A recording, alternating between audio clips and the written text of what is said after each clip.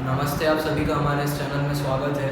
आज का ये वीडियो हमारा real numbers chapter 1 class 10th के बारे में है, जो कि हम पिछले वीडियो में भी आधा देख चुके थे और आधा कुछ पार्ट इसका बचा हुआ था, जो आज हम इस वीडियो में देखेंगे। तो जिसने भी हमारा वो पिछला वीडियो नहीं देखा है वो प्लीज़ उसे देख लीजिए, ताकि आपको समझने में आसानी हो और आपको ईजीली समझ आ जाए सब कुछ। तो आज का हम वीडियो शुरू करते हैं, लेकिन शुरू करने के पहले मैं आपको कुछ बोलना चाहूँगा कि अगर आपको हमारा ये वीडियो पसंद आए और मेरा समझाना अच्छा लगे तो प्लीज़ हमारा वीडियो लाइक कीजिएगा, सब्सक्राइब भी कीजिएगा और शेयर भी ज़रूर कीजिएगा। तो आज का ये वीडियो हम शुरू करते हैं। हमने पिछले वीडियो में देखा था, कुछ कॉन्सेप्ट्स हमने देख लिए थे नंबर्स के बारे में, कुछ कॉन्सेप्ट हमने चैप्टर्स के बारे में देख लिया था, यूक्लिड डिवीजन एल्गोरिथम देख लिया था, लेमा क्या होता है वो समझ लिया था, HCF समझ लिया था। आज के हम इस वीडियो में देखेंगे यूक्लिड डिवीजन एल्गोरिथम और लेमा के यूज़ से कुछ क्वेश्चंस, और LCM में देखेंगे। उसके बाद प्राइम फैक्टराइजेशन मेथड देखेंगे, रैशनल इरैशनल नंबर्स की रैशनलिटी चेक करना देखेंगे, और लास्ट में हम देखेंगे कि टर्मिनेटिंग नॉन टर्मिनेटिंग क्या होता है, और उसके बेसिस पर कुछ क्वेश्चंस भी करेंगे। तो चलिए शुरू करते हैं। ये क्वेश्चन है, ये पहला क्वेश्चन है यूक्लिड डिवीजन लेमा के बेसिस पे, जो कि आपकी NCERT का ही क्वेश्चन है, 1.1 एक्सरसाइज नंबर और क्वेश्चन नंबर 2।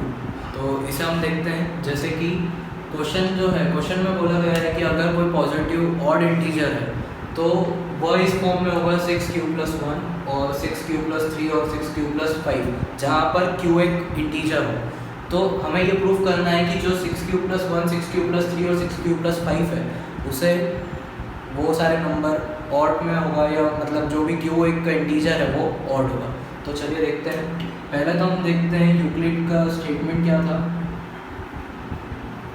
यूक्लिड का स्टेटमेंट ये था कि अगर r जो होगा वो डिवाइजर से छोटा होगा और 0 से बड़ा होगा या फिर उसके बराबर होगा। तो बात ये आती है कि अगर यहाँ पर हम इसका जनरल फॉर्म देखें, जनरल फॉर्म क्या होगा इसका, a = bq+r।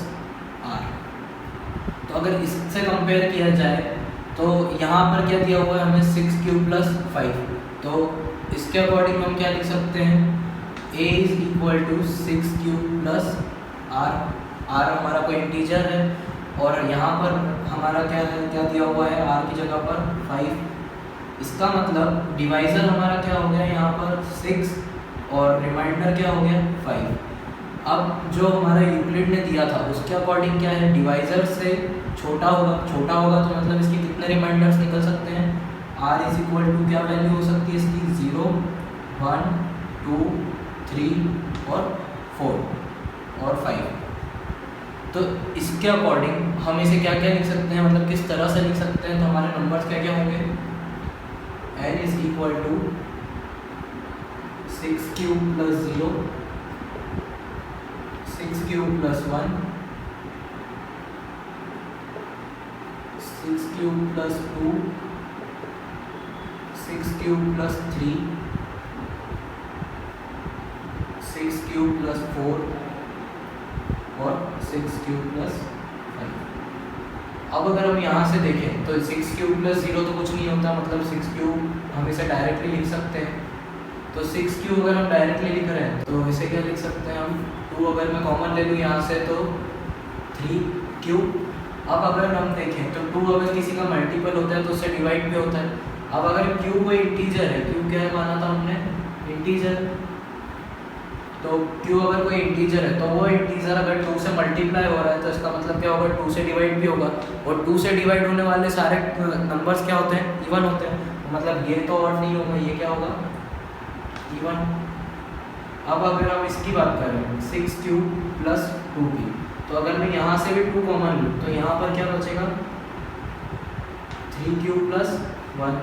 यहाँ पर भी सेम थिंग वही रहेगी। अगर ये नंबर या q कोई इंटीजर है उसे हम यहाँ पर रख कर सॉल्व भी करते हैं, और अगर 2 से ये मल्टीप्लाई होता है तो इसका मतलब क्या होगा, ये 2 से डिवाइड भी होगा।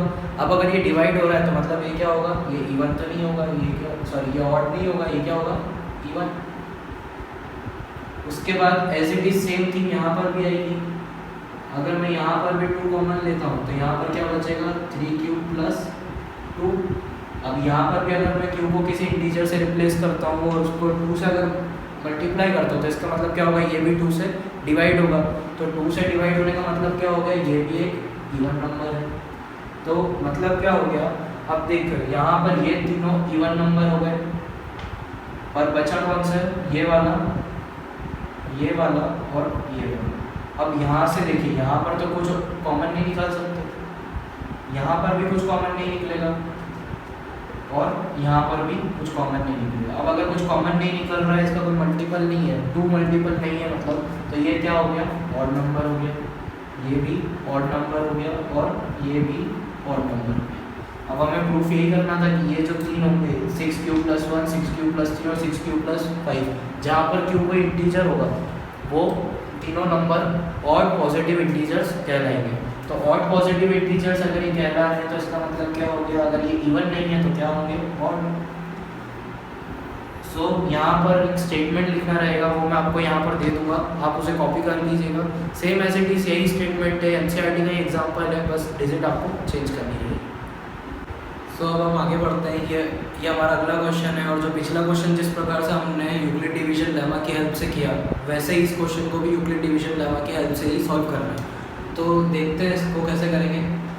कि यहाँ पर क्वेश्चन बोल रहा है कि जो हमें यूक्लिड डिवीजन लेमा का यूज़ करते हुए ये बताना है कि यहाँ पर m कोई इंटीजर है और वो इस फॉर्म में हो 3m और 3m + 1, तो इनके स्क्वायर भी इसी फॉर्म में आएंगे 3m और 3m + 1, जहाँ पर m कोई इंटीजर होगा।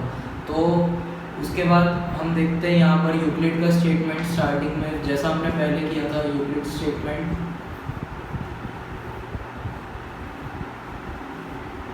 स्टेटमेंट क्या था, r जो होगा वो डिवाइज़र से छोटा और 0 से बड़ा या तो फिर उसके बराबर होगा। उसके बाद हम इसका जनरल फॉर्म देखेंगे। जनरल फॉर्म क्या होगा,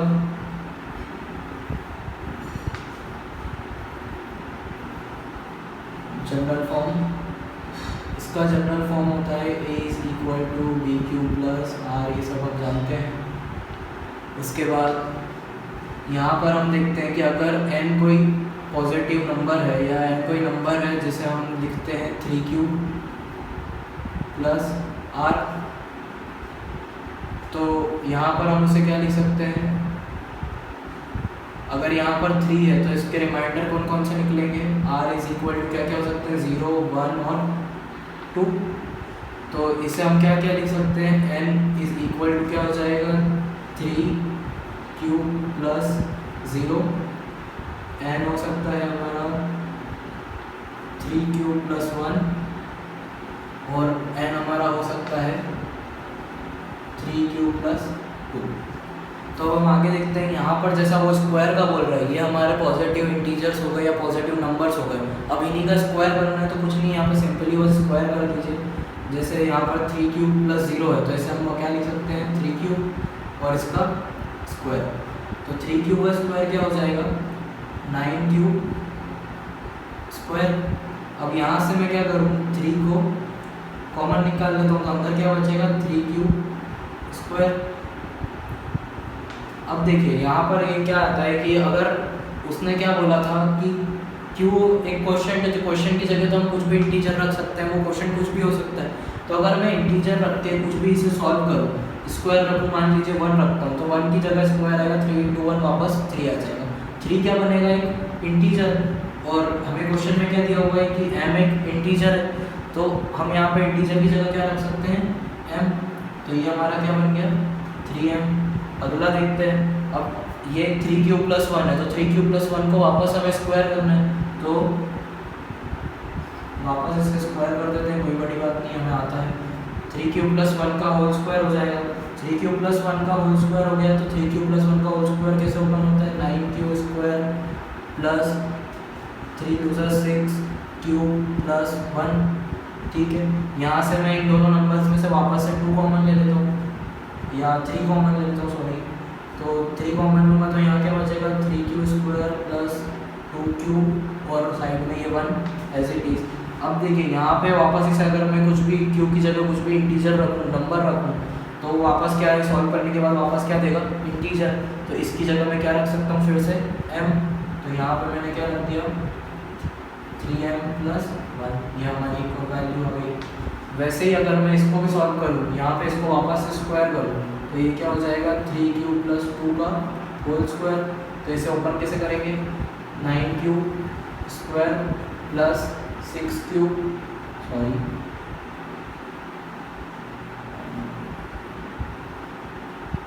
9 3 2 6 and 6 2 12, q + 4।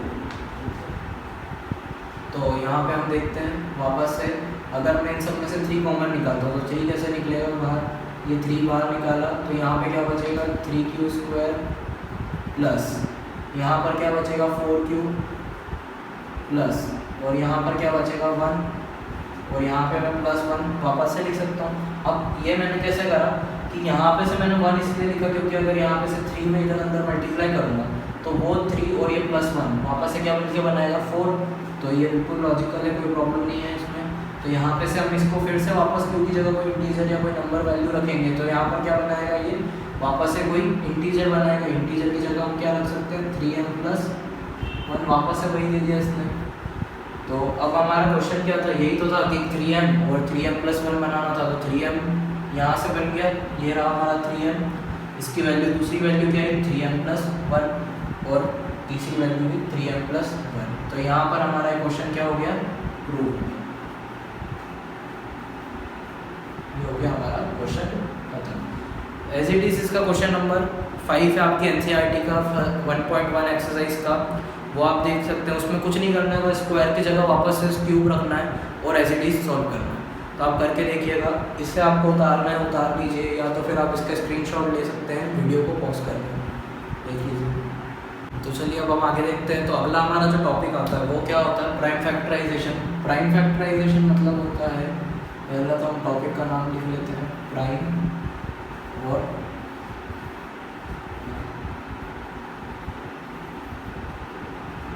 Prime factorisation.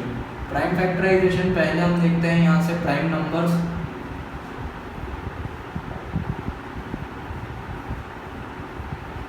और आगे हम देखते हैं फैक्टराइजेशन। फैक्टराइजेशन मतलब कि फैक्टर या फैक्टर्स करना किसी नंबर के। फैक्टर्स मतलब क्या होता है, मल्टीपल्स।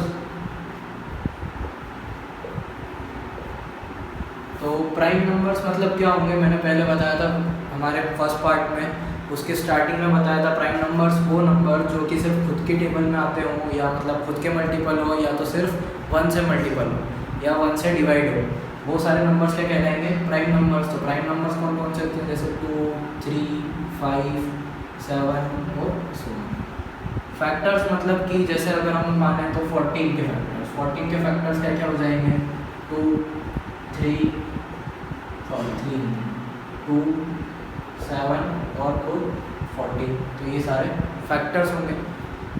इसी मेथड से, या हमें प्राइम फैक्टराइजेशन करना है तो प्राइम फैक्टराइजेशन की मेथड के लिए मैं कुछ क्वेश्चंस देता हूँ और उसके हेल्प से हम आगे बढ़ते हैं। तो अब हमारे पास ये क्वेश्चन है, यहाँ पर हमारे नंबर दिए गए हैं जिनके हमें प्राइम फैक्टर्स लिखने हैं, मतलब उनके प्रोडक्ट के फॉर्म में हमें प्राइम फैक्टर्स लिखने हैं। तो कैसे लिखेंगे मैं बताता हूँ आपको। जैसे हमें दिया हुआ है 140 का हमें प्राइम फैक्टर करना है, मतलब क्या हो जाएगा 140 किससे डिविजिबल होगा, 2 से। तो 2 कितनी बार में डिविजिबल होगा, 70 टाइम्स। फिर ये 70 फिर से 2 से डिविजिबल होगा, कितनी बार में होगा, 35 टाइम्स। अब 35 किससे डिविजिबल होगा, 5 से, कितने टाइम्स में होगा, 35 7 टाइम्स में। फिर 7 कितनी बार, तो 7 खुद से ही डिवाइड होगा। तो ये आ गया इसके प्राइम फैक्टर्स। प्राइम फैक्टर्स किसके, 140 के, तो हम इसे यहाँ लिख लेते हैं 140 = 2 × 2 × 5 × 7। ठीक है, तो यहाँ पर इसके प्राइम फैक्टर्स हम इस तरह से भी लिख सकते हैं, 2 यहाँ पे 2 बार 2 है तो 2 का स्क्वायर × 5 × 7। अब उसने बोला था प्रोडक्ट मतलब मल्टीपल किसके, प्राइम फैक्टर्स के। प्राइम फैक्टर मतलब प्राइम नंबर जो सिर्फ खुद से डिवाइड हो या तो फिर 1 से डिवाइड हो। तो वो कौन से नंबर हो गए, 2 प्राइम फैक्टर है, 5 प्राइम फैक्टर है, 7 प्राइम फैक्टर है, और ये तीनों भी मतलब प्राइम नंबर्स हैं। आगे देखते हैं 156। तो 156 पहले डिविजिबल होगा 2 से, कितनी बार में होगा, 78। फिर ये भी 2 से डिविजिबल होगा, कितनी बार में होगा, 39। फिर 39 3 से डिविजिबल होगा, कितने टाइम्स में होगा 39, 13 टाइम्स में। अब 13 खुद एक प्राइम नंबर है, मतलब खुद से डिवाइड होगा, ये हो गया। अब यहाँ पे आप कैसे लिखेंगे इसे, 156 is equal to 2 into 2 into 3 into 13। मतलब वापस से भाई अगर 2 दो बार आ रहा है तो 2 का स्क्वायर इंटू 3 इंटू 13 खत्म। ये वापस से वही 2 प्राइम नंबर है, 3 प्राइम नंबर है और 13 भी प्राइम नंबर है, मतलब ये तीनों इसके प्राइम फैक्टर्स हैं। तो ये हमने देखे प्राइम फैक्टर्स कैसे निकलते हैं। अब प्राइम फैक्टर्स के बाद हम आगे का देखते हैं, तो आप इसे नोट करना चाहें तो नोट कर लीजिए, या तो फिर वीडियो को पॉज करके इसका स्क्रीनशॉट ले लीजिए। तो अब हमारा नेक्स्ट टॉपिक है एलसीएम। एलसीएम मतलब lowest common factor. Next topic LCM, lowest common factor. LCM हमने शुरुआत से बहुत बार देखा है, मतलब हर क्लास में देखते हुए हैं, 7th 8th 9th। एलसीएम हम सभी को पता है कैसे निकलता है। अब हमें यहाँ पे एलसीएम के साथ साथ एचसीएफ भी निकालना है। एक फार्मूला होता है जिसमें कहा जाता है एलसीएम का प्रोडक्ट एचसीएफ के साथ किसके बराबर होना चाहिए, प्रोडक्ट ऑफ नंबर्स के बराबर। नंबर्स यहाँ पे हो सकते हैं ए या बी, तो इसके बेसिस पे हम आगे क्वेश्चंस देखते हैं और देखते हैं कि एलसीएम और एचसीएफ मतलब इसको सेटिस्फाई करता है या नहीं। तो एग्जांपल के लिए हम जैसे लेते हैं यहाँ पर क्वेश्चन फर्स्ट 21 एंड 91। ये हमारे पास दो नंबर्स हैं। अब इन दो नंबर्स में से हम इसको मान लेते हैं ए और इसको मान लेते हैं बी। पहले मैं आपको बता दूं कि आप इसे एक फॉर्मूले की तरह भी याद रख सकते हैं, क्योंकि आगे के आने वाले क्वेश्चंस में या आगे के आने वाले टॉपिक में काम आ सकते हैं। तो जैसा 21 और 91 दिया, पहले हम इन दोनों के एलसीएम और एचसीएफ निकाल लेते हैं। तो एचसीएफ कैसे निकालेंगे 21 का और 91। तो यहाँ पर 21 किससे डिवाइड होगा 3 से, कितने टाइम्स में 7 टाइम्स में, और 7 खुद एक प्राइम नंबर है तो वो 1 टाइम में। उसके बाद 91 किससे डिवाइड होगा 7 से, कितनी बार में 1 टाइम्स में 7 आएगा, कितना बचेगा 2 मतलब 3 21। अब 13 वापस से एक प्राइम नंबर है तो 1। तो यहाँ पर इनके एचसीएफ क्या हो जाएंगे, हाईएस्ट कॉमन फैक्टर एचसीएफ। अब पहले हम यहाँ पे लिख लेते हैं 21 और 91। 21 के फैक्टर्स क्या क्या निकले हैं 3 और 7। 91 के फैक्टर्स क्या क्या निकले हैं 13 और 7। मैं 7 को पीछे लिख रहा हूँ क्योंकि यहाँ पर पेयर हो जाएगा। हाईएस्ट कॉमन फैक्टर मतलब यहाँ पे सिर्फ पहले तो कॉमन फैक्टर्स देख लेते हैं, तो कॉमन फैक्टर सिर्फ 7 आ रहा है, तो मतलब इसका एचसीएफ भी क्या होगा 7। उसके बाद हम इसका एलसीएम निकालते हैं। एलसीएम जैसे अपन हालत करेंगे, एलसीएम मतलब ये कि जितने कॉमन फैक्टर आ रहे हैं, मतलब जो कॉमन फैक्टर की पेयर बन रही है, जैसे यहाँ पे 7 की पेयर बन रही है, तो यहाँ पे हम उसको अलग लिख लेंगे सिर्फ एक बार, और बाकी के बचे हुए को मल्टीपल्स में लिखेंगे, मतलब 3 और 13 को मल्टीपल्स में लिखेंगे। 3 इंटू 13 कितना हो जाएगा 7 इंटू 39, मतलब ये कितना हो गया 7 9 का 63, 7 3 का 21 प्लस 6 कितना हो जाएगा ये 21 प्लस 6 27 273। अब हमें यहाँ पे क्या करना है LCM into HCF. LCM into HCF इसके बराबर होना चाहिए product of numbers A into B के। तो एलसीएम कितना है हमारे पास, एलसीएम आया 273 इंटू एचसीएफ कितना है तो 7 और ए इंटू बी मतलब कितना हो जाएगा 21 इंटू 91। तो अब इन दोनों का प्रोडक्ट कितना आएगा 7 3 जा 21, 7 7 जा 49 एंड 49 प्लस 2 51, 5 कैरी, 7 2 जा 14, 14 प्लस 5 90 एंड यहाँ पर 1 मतलब 1, फिर यहाँ पर हो जाएगा वापस 1 एंड 2 2 1 जा 2 9 1 जा 9, 11 का 1 1 कैरी, 2 9 जा 18 और 19। ये आ गया हमारा दोनों का एक मिनट। अब मतलब यहाँ पर क्या हो रहा है कि LCM into HCF is equal to किसके बराबर हो रहा है, प्रोडक्ट ऑफ नंबर्स के बराबर, जो कि हमारे A एंड B थे। तो यहाँ पे हमने इसे सेटिस्फाई कर दिया। तो इसी प्रकार से जितने भी आपके क्वेश्चन है बुक में, NCERT बुक में आपको मिल जाएंगे, आप उन्हें भी सॉल्व करके देखना, और अगर आप चाहें तो इसे नोट कर सकते हैं या स्क्रीनशॉट ले सकते हैं। तो चलिए अब हमारा नेक्स्ट टॉपिक है रैशनैलिटी। रैशनैलिटी मतलब हमने 9th में रैशनल इरेशनल नंबर्स तो पढ़े ही हैं, तो पहले हम वो देख लेते हैं। अगर याद नहीं है तो मैं एक क्विक रिकैप कर देता हूँ। यहाँ पर रैशनैलिटी में आते हैं रैशनल नंबर्स,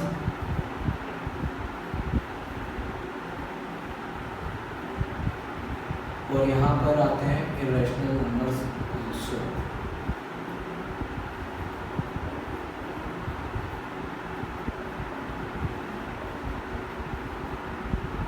तो रैशनल नंबर्स ऐसे नंबर्स जिन्हें हम p/q के फॉर्म में रिप्रेजेंट कर सकें, जहाँ पर q 0 के इक्वल ना हो। उसी के साथ साथ इरेशनल नंबर्स मतलब कि हमारे रूट वाली वैल्यू, रूट 3, रूट 5, ऐसी रूट वैल्यूज़ जिनका कोई परफेक्ट स्क्वायर ना हो, वो सारे नंबर्स के कहलाएंगे इरेशनल, और जिन्हें p/q के फॉर्म में रिप्रेजेंट किया जा सके और q इसमें 0 के इक्वल ना हो, वो क्या कहलाएंगे, रैशनल नंबर्स। तो अब हम हमारे कुछ एग्जांपल्स लेके देखते हैं। हमें यहाँ पर ये चेक करना है, जैसे कि अगर हमें एक रूट की वैल्यू दी हुई है, हमें उसे चेक करना है कि वो रैशनल है या नहीं है। तो एक एग्जांपल के साथ हम इसे चेक करते हैं और आगे बढ़ते हैं। तो अब हम इस एग्जांपल के साथ आगे बढ़ते हैं। यहाँ पर हमारे पास एक एग्जांपल है जिसमें हमें ये बताना है कि जो रूट 5 होता है वो इरेशनल होता है। अब बात यहाँ पर ये होती है कि रूट 5 अगर हमें इरेशनल प्रूव करना है, तो हम क्या करेंगे कि इसे उल्टा सपोज करेंगे। उल्टा मतलब कि अगर ये इरेशनल है, हमें पता है ये इरेशनल है, लेकिन हम इसे क्या सपोज करेंगे, रूट 5 एक रैशनल नंबर। तो हम यहाँ पे करते हैं सॉल्यूशन इसका। Suppose root 5 is a rational number.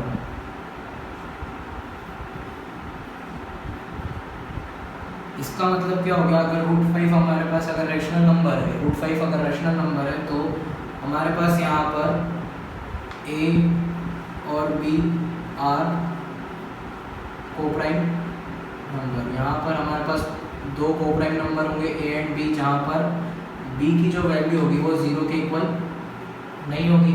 इसका मतलब हम इसे किसके बराबर लिख सकते हैं, root 5 is equal to a/b। अब यहाँ से अगर मैं b को इधर भेजूँ और a उधर ही रहने दूँ, तो ये क्या हो जाएगा, root 5 into B is equal to a।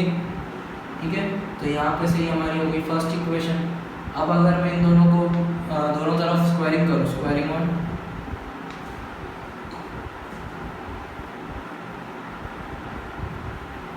Both side, तो स्क्वायरिंग ऑन बोथ साइड करने पे यहाँ पर क्या हो जाएगा, 5 यहाँ से रूट हट जाएगा, और ये क्या हो जाएगा, b² is equal to a²। इसका मतलब क्या हो गया, अगर b² को मैं इधर ही रखूँ तो ये b² इज इक्वल टू कितना हो जाएगा, a²/5। ये हमारी होगी दूसरी इक्वेशन। यहाँ पर ये क्या शो कर रहा है कि अगर a² 5 को मतलब 5 a² को डिवाइड कर रहा है, मतलब 5 डिवाइड a² मतलब कि 5 is a factor of a, 5 is a factor of a²। तो अपन यहाँ पर क्या लिख सकते हैं, एक बात और, अगर 5 a² का फैक्टर है तो इसका मतलब क्या होगा कि 5 a का भी फैक्टर होगा। अगर हम यहाँ पे एक एग्जांपल देखें तो अगर 12 अगर 12 को डिवाइड कर रहा है तो इसका मतलब क्या होगा, ये बिल्कुल करेगा, यहाँ पे 0 रिमाइंडर बचेगा। और अगर 144 12 का स्क्वायर किया जाए तो ये 12 से डिवाइड होगा तो बिल्कुल होगा, तो यहाँ पर क्या जाएगा वापस आंसर 12। इसका मतलब अगर कोई नंबर किसी के स्क्वायर को डिवाइड कर रहा है, इसका मतलब क्या होगा कि वो उस नंबर को भी डिवाइड करेगा। तो यहाँ पर a² है, तो यहाँ पर हमने क्या लिखा है, यहाँ पर 5 डिवाइड किसको करेगा, a को। ठीक है, तो अगर अब हम देखें तो यहाँ पर क्या हो गया, a²/5 हमने लिया था, ये हमारी सेकंड इक्वेशन हो गई, फर्स्ट इक्वेशन हो गई। तो अब हम क्या करेंगे, इन दोनों को इक्वेशन को सॉल्व करेंगे फ्रॉम 1 एंड 2। तो हम यहाँ पे देखेंगे, अगर फर्स्ट और सेकंड हम देखें, फर्स्ट और सेकंड। तो यहाँ पर एक काम करते हैं, इसे सेकंड, इसे थर्ड नाम दे देते हैं और इसे नाम देते हैं second.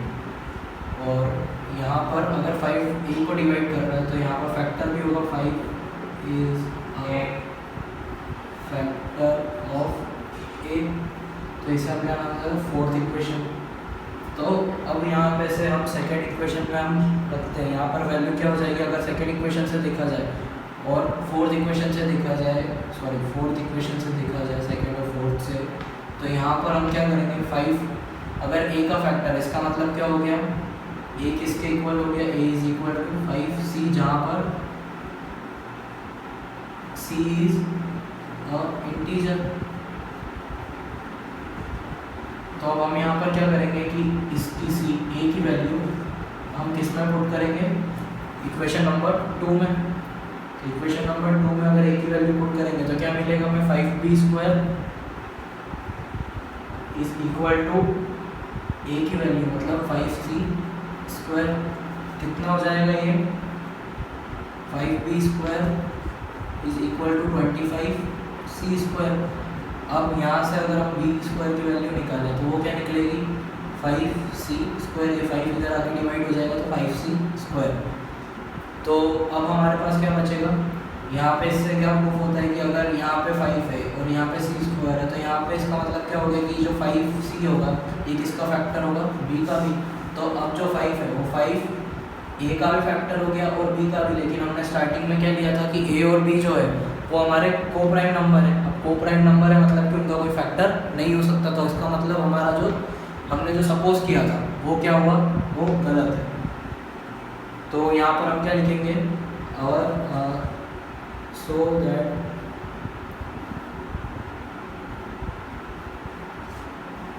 A and B are coprime, then root 5 is irrational।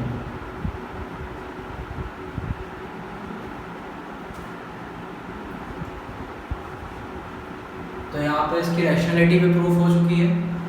तो अब आगे के हम देखते हैं, अगर आपको उतारना है तो उतार लीजिए या तो फिर वीडियो को पॉज करके स्क्रीनशॉट लीजिए। तो अब हम देखते हैं टर्मिनेटिंग और नॉन टर्मिनेटिंग डेसिमल एक्सपेंशंस क्या क्या होते हैं। वैसे मैं एक बात और बता दूँ आपको, जो हमने अभी रैशनैलिटी चेक किया या रैशनैलिटी के जो क्वेश्चंस करे, वैसे ही कुछ क्वेश्चंस आपके एनसीईआरटी में भी हैं, वो आप सॉल्व करके देखिएगा खुद से। और अगर नहीं आते हैं समझ में तो आप प्लीज़ मुझे कमेंट सेक्शन में बता सकते हैं, या तो फिर आप मुझे मतलब कमेंट सेक्शन में क्वेश्चन कीजिएगा, मैं आपको बिल्कुल उसके रिप्लाईज दूंगा, तो आप मुझे वहाँ बता दीजिएगा। अभी हम आगे बढ़ते हैं। तो हमारा नेक्स्ट टॉपिक जो है वो है टर्मिनेटिंग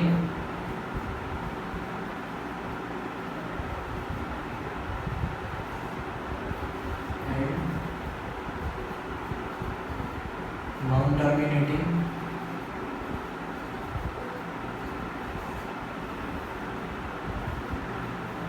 डेसिमल एक्सपेंशंस। यहाँ पर टर्मिनेटिंग और नॉन टर्मिनेटिंग ऐसे मतलब ऐसे डेसिमल एक्सपेंशन जो कि एक लिमिट पे जाके टर्मिनेट हो जाए या एक तरह से पूरी तरह से डिवाइड हो जाए।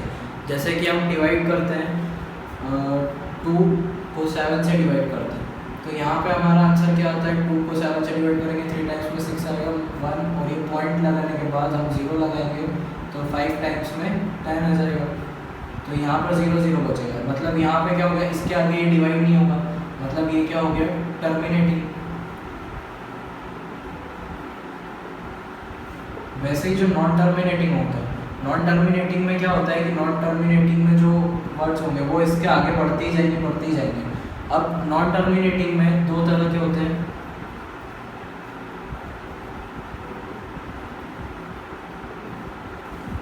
नॉन टर्मिनेटिंग में 2 तरह के होते हैं, एक होता है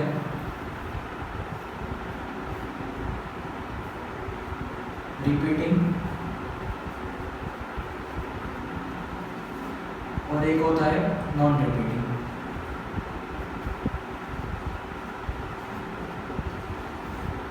रिपीटिंग का मतलब होता है कि जैसे मान लीजिए अगर हमारा यहाँ पर आंसर आ रहा है 3.35353 3, 5 और ये ऐसे चलते ही जा रहा है। तो इसका मतलब क्या हो रहा है कि 35 रिपीट हो रहा है, तो उसे हम किस तरह से नोट करते हैं, 3.35 और बार।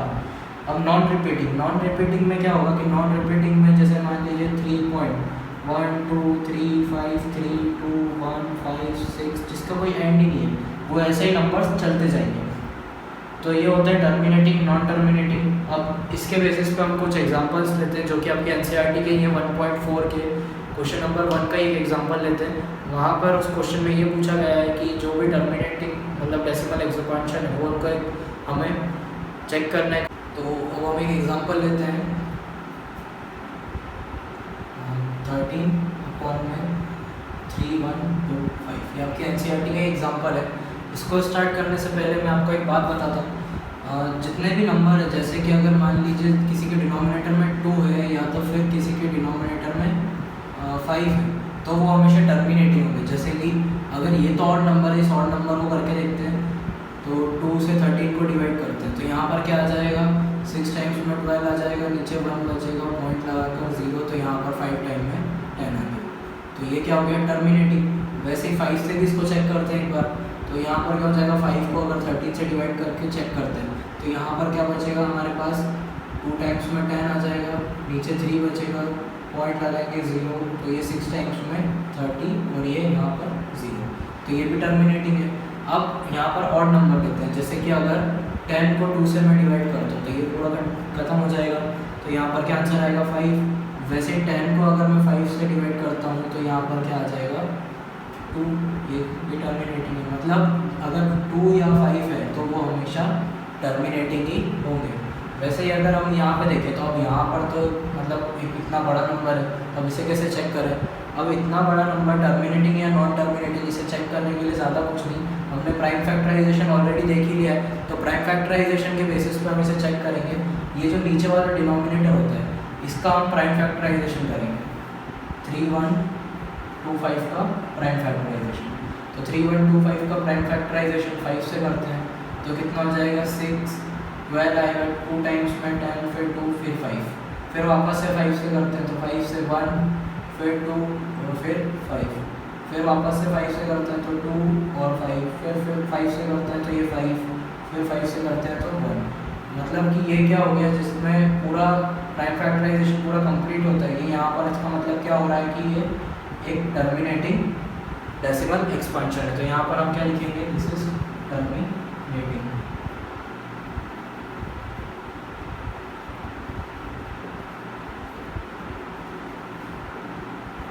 वैसे ही आप बाकी एग्जांपल्स को भी चेक करके मतलब देख सकते हैं को सबको। ये सारा एनसीईआरटी की क्वेश्चन है, ये एनसीईआरटी का क्वेश्चन नंबर 1 है, एनसीईआरटी का क्वेश्चन नंबर 1, एक्सरसाइज नंबर 1.4। तो यहाँ पर हमारा रियल नंबर्स टॉपिक ख़त्म होता है। अब मैं आपको एक बात बताना चाहता हूँ, अगर आपको कोई भी मतलब अगर क्वेरीज है इस टॉपिक को लेकर या कोई भी आपका सब्जेक्टिव डाउट है तो उसे आप अपने कमेंट सेक्शन में छोड़ सकते हैं। वहाँ पे मैं देख लूँगा और उसे सॉल्व कर आपको बता दूँगा और आपके सारे डाउट क्लियर कर दूँगा। एंड एक बात और बोलता हूँ कि जैसे कि मान लीजिए अगर आपको कोई भी बाइक या स्कूटर या कुछ भी मतलब चलाना सीखना है, तो ऐसा नहीं है कि आप एक मतलब 50-60 पेज की या 100-150 पेज की एक बुक ले आए, उसे पढ़ ले और फिर उसे चलाना सीख जाएंगे। चलाने नहीं सीखेंगे, आप गिर जाएंगे। इससे अच्छा है उसे कब सीखेंगे, आप जब उसे प्रैक्टिकल कर देखेंगे। मैथ्स का भी वैसा ही है, आप पहले उसे पेन और कॉपी पे लीजिए। ऐसा नहीं कि मैंने आपको बता दिया, आपने सुन लिया और आपको आ गया। आप पेन और कॉपी लीजिए, खुद से उसे करने का ट्राई कीजिए और उसके बाद उसे चेक कीजिए आपको कितना आ रहा है कितना नहीं आ रहा है। आप उसे प्रैक्टिकल करेंगे तो आपको आएगा, मेरे बताने से और आपके सुनने से नहीं आएगा। ये सिर्फ एक एडवाइस दे रहा हूँ मैं। पॉजिटिव थिंकिंग रखिए, मैथ्स को लीजिए और खुश रहिए। अगले लेक्चर में हम मिलेंगे अब हमारे अगले वीडियो में और कुछ नया एक नया टॉपिक लेकर। तो आज के लिए बस इतना ही, अब मिलते हैं हमारे अगले लेक्चर में। Thank you.